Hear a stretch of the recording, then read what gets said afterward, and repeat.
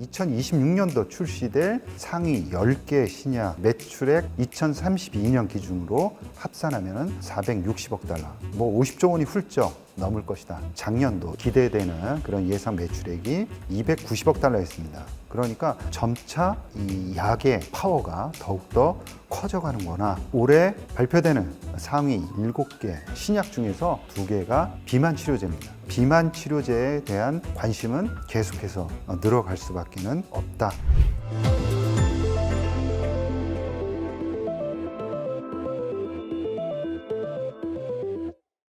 2026년도에 주목해야 할 7대 신약에 대해서 이번 시간에는 알아보도록 하겠습니다. 그냥 7개의 신약에 대해서 여러분들께 소개하는 게 아니라 어떤 약들이 그리고 어떤 방식, 어떤 모달리티가 그 안에 들어가 있고 어떤 치료제들이 개발되고 있는지 그 트렌드를 전체 다 우리가 알 수가 있는 거죠. 따라서 그냥 단순하게 7가지 신약이 아니라 우리가 앞으로 관심 있게 봐야 할 여러 가지 정보들을 얻을 수 있다. 그런 점에 포인트를 두시고 설명을 들으시면 좋을 것 같습니다. 자, 이밸류에이트 파마가 연례 보고서에서 발표한 그런 내용들에 근간해서 여러분들께 설명을 드리도록 하겠습니다. 자, 2026년도 출시될 상위 10개 신약, 이 약들이 이제 2032년까지도 계속해서 매출액을 늘려가겠죠. 그런데 매출액 2032년 기준으로 합산하면 460억 달러, 뭐 50조 원이 훌쩍 넘을 것이다.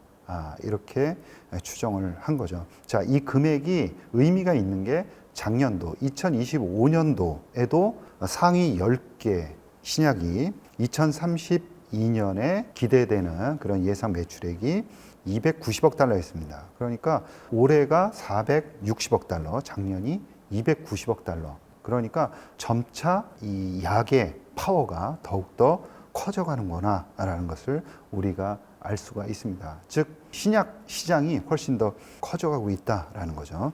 자, 그리고 올해 발표되는 여러분들께 말씀드리는 상위 7개 신약 중에서 2개가 비만 치료제입니다. 따라서 비만 치료제에 대한 관심은 계속해서 늘어갈 수밖에 없다라는 거죠.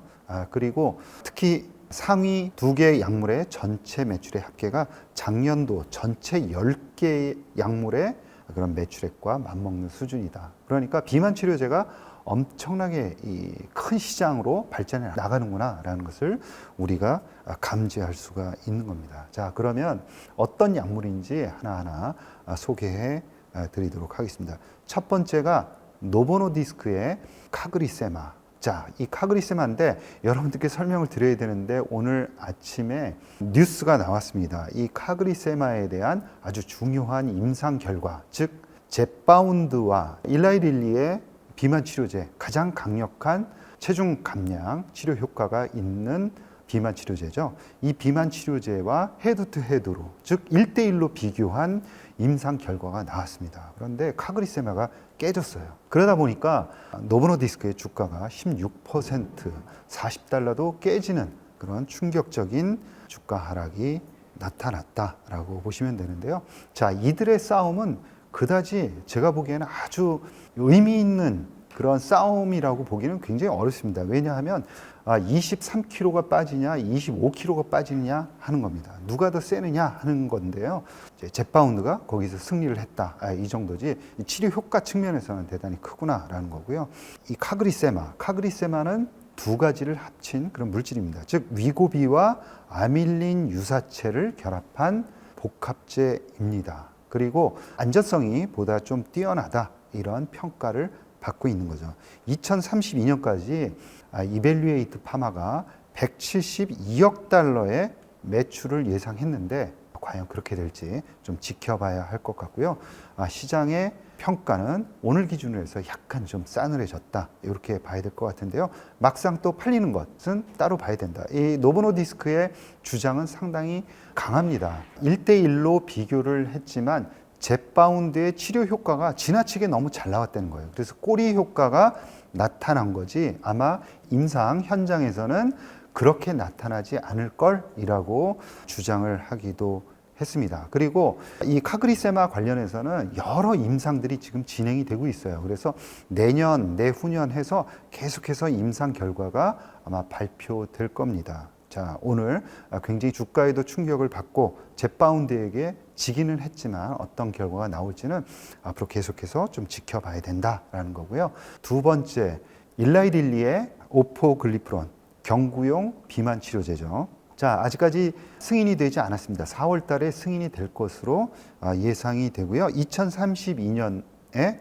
118억 달러로 성장할 것이다 라고 예측을 했습니다. 저분자 화합물이기 때문에 생산도 편리하고 생산 단가도 싸질 수밖에는 없습니다. 그리고 경구용 비만 치료제는 향후에 생각보다는 빠른 속도로 성장할 것으로 예측들을 하는데 바로 유지요법, 즉 치료 효과가 좋은 젯바운드 같은 주사형으로 일단 살을 뺀 다음에 유지하기 위해서는 알약을 사용할 가능성이 높다라는 거죠. 따라서 유지요법에서 성장성이 높을 것이다 라고 추정을 할 수가 있습니다. 자, 세 번째로는 길리어드와 아셀릭스입니다. 우연의 일치일까요? 오늘 아침에 이 길리어드가 아셀릭스를 인수를 했습니다.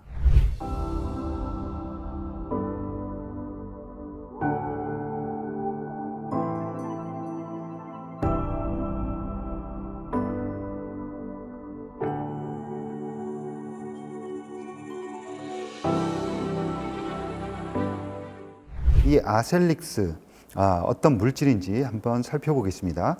다발골수종 카티 세포 치료제 아니토셀.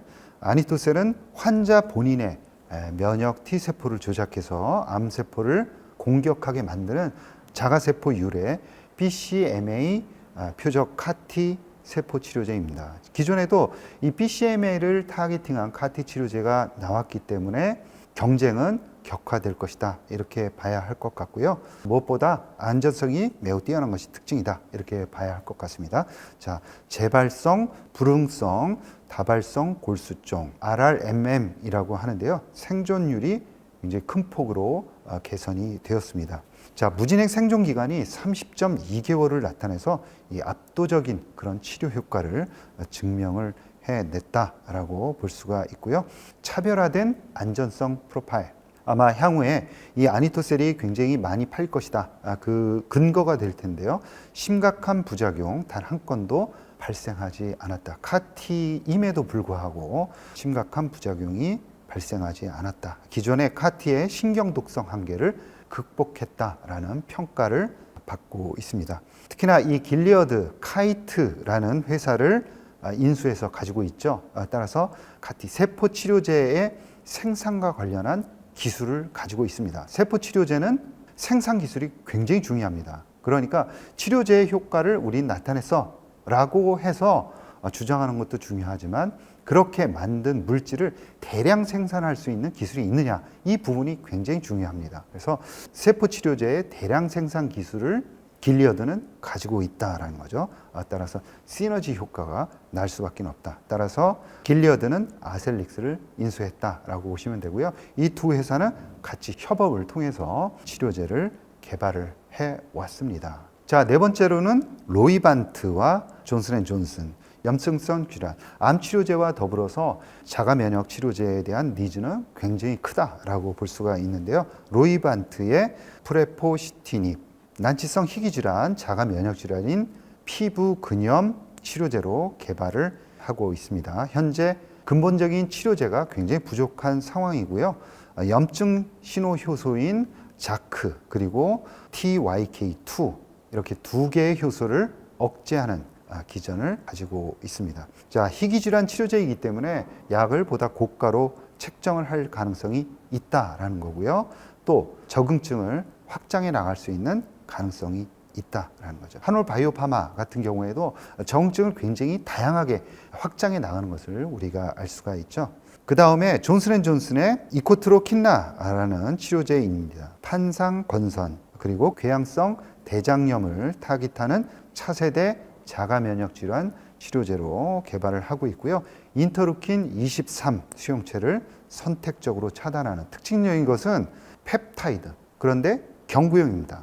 경구용 펩타이드 의약품이다. 이 부분이 굉장히 중요합니다. 자, 경구용 굉장히 환자의 편리성이 높아지지 않습니까? 그런데 그냥 화합물이 아닙니다. 펩타이드입니다. 그러니까 펩타이드 그러면 단백질보다 조금 작은 덩어리다 이렇게 생각을 하시면 되는데요. 이 펩타이드이기 때문에 선택성이 있습니다. 화학 물질들은 합성 의약품들은 대부분 선택성이 떨어지게 되죠. 그러나 펩타이드이기 때문에 선택성이 높다. 즉 경구용이면서 펩타이드, 즉 선택성을 갖고 있다. 이 두 마리 토끼를 다 잡은 특징을 가지고 있다라는 거죠. 트램피어라든가 스카이리치라는 경쟁 약물들이 있습니다. 그럼에도 불구하고 경구용이라는 편리성을 무기로 해서 빠른 시장 흡수를 할 것으로 이렇게 전망을 하고 있습니다. 그 다음에 다섯 번째는 여러분들 많이 들어보신 다토포타맙 데룩스테칸, 다트로웨이입니다. 이 치료제는 ADC 치료제죠. 그러면서 가장 큰 암, 유방암과 폐암 이 두 개를 동시에 공략하는 ADC다라고 보시면 되고요. 기존의 치료제가 잘 듣지 않는 예후가 불량한 암 환자들을 대상으로 해서 치료를 목적으로 개발되고 있는 의약품이다. 유방암 중에 치료가 잘 되지 않는 이 3중 음성 유방암의 새로운 1차 대안으로 현재 개발이 진행이 되고 있고요. 비소세포 폐암 후속 치료 옵션을 타깃해서 개발을 하고 있습니다. 자, 이벨류에이트 파마는 2030년도에 약 60억 달러의 연 매출을 올릴 것으로 예상을 하고 있습니다. 조금 전에 말씀드린 대로 후기 단계, 잘 치료가 되지 않는 여러 약을 써보고도 잘 듣지 않는 그런 말기 환자를 대상으로 현재 치료제를 개발하고 있다라고 말씀드렸는데 이 치료 단계를 이 앞단으로 보다 많은 환자군으로 이동해서 시장을 확장해 나가고 있다라고 보시면 될 것 같습니다. 자, 여섯 번째는 베라 테라퓨틱스 신장질환 치료제입니다. IgA 신증입니다. 이 IgA라는 항체가 말썽을 부리면서 신증을 만들어내는 그런 질환에 대한 치료제 아타시셉트라는 치료제입니다. 2026년도 7월 7일이 허가 결정 기일입니다. 앞으로 조금 있으면 신약으로 승인받을 가능성이 매우 높은 물질이다라고 보시면 되고요. 치료 물질은 질환을 유발하는 B세포의 생존과 활성화에 관여를 하고 있는 핵심적인 신호 전달 물질이다라고 보시면 되고요.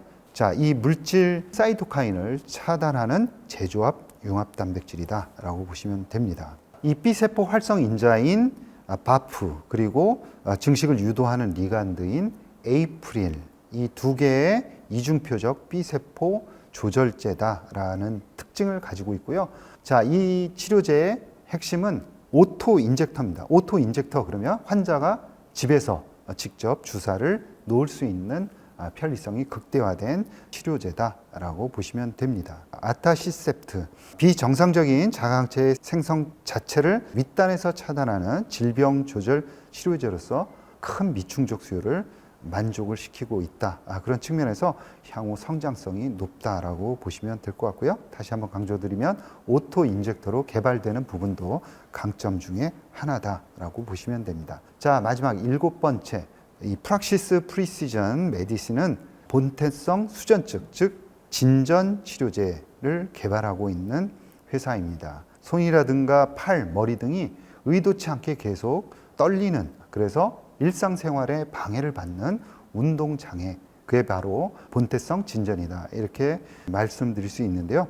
이 치료제로 울릭사 칼타마이드라는 치료제를 현재 개발하고 있습니다. 자, 이 치료제는 손해 그리고 시상, 피질이라는 CTC 내에 있는 T형 칼슘 채널에 선택적으로 차단을 하게 됩니다. 그리고 이 다른 칼슘 채널 영향 없이 이 타깃, 즉 T형 칼슘 채널에만 선택적으로 차단을 하도록 하기 때문에 떨림을 유발하는 비정상적인 세포신경의 폭발적인 발화 패턴만을 효과적으로 억제한다. 즉 안전성이 매우 뛰어나다라고 보시면 될 것 같습니다. 그래서 치료 효과와 안전성 두 마리 토끼를 다 잡았다 이렇게 보시면 될 것 같고요.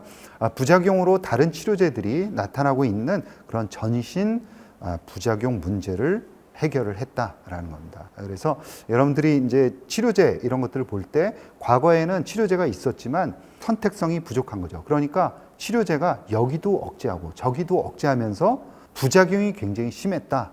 그러나 최근에는 그 아픈 부위만을 선택적으로 억제함으로 인해서 치료 효과도 좋고 안전성도 뛰어난 이런 트렌드를 우리가 읽을 수가 있는 거죠.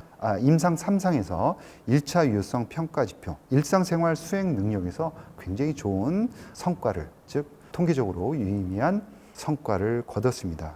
혁신 치료제로 FDA에 지정이 되었고요. 상업화했을 때 새로운 계열의 표준 치료제로 승인될 가능성이 매우 높다라고 예측을 하고 있습니다. 자, 2026년도 다시 한번 정리를 해볼까요? 자, 7개의 약들을 소개해 드렸는데 1위, 2위 전부 다 비만 치료제입니다. 그래서 앞으로 이 비만 치료제는 계속해서 성장해 나갈 것이다. 그리고 여러 모달리티들이 나왔습니다. 카티도 나왔고요. 카티도 기존의 그냥 카티가 아닙니다. DD-CAR라는 아주 작은 결합 부위를 가지고 있는 CAR라든가 특이한 ADC, 그 다음에 환자가 직접 주사를 할 수 있는 오토 인젝터 형태로 개발하고 있다거나 이렇게 다양한 형태로 개발하면서 환자의 편리성, 그 다음에 치료 효과 이 두 가지를 모두 노리고 있다. 즉 선택성을 매우 뛰어나게 가져가는 게 최근의 트렌드 중에 하나다라고 보시면 될 것 같습니다. 자, 그래서 이제 선택성이 매우 중요하다. 선택성이 좋아야 치료 효과와 부작용 이 두 마리 토끼를 다 잡을 수 있다라는 거고요. 그 다음에 안전성, 환자의 편리성을 기하기 위해서 경구용 치료제라든가 아니면은 오토 인젝터로 환자가 본인이 직접 주사할 수 있는 그런 형태도 갖춰가고 있다. 그러나 가장 중요한 것은 바로 미충족 수요가 큰 분야에서 아주 훌륭한 데이터를 만들어낸 입증한 그런 약물들이 바로 이 7개의 약물들이다라는 거죠. 따라서 우리가 기업들을 볼 때, 앞으로도 볼 때 미충족 수요가 큰가, 그리고 그 기업이 글로벌 경쟁력을 나타낼 만한 그런 임상 데이터를 확보를 했는가, 그리고 환자의 편리성을 높이기 위한 그런 전략들을 사용을 하고 있나, 전체적으로 보고 그 약물을 평가를 하고 그리고 기업에 대한 투자를 해야 되겠습니다. 이번 시간에는 2026년도를 빛낼 7가지 약물들에 대해서 여러분들께 소개해 드렸습니다. 여러분 고맙습니다.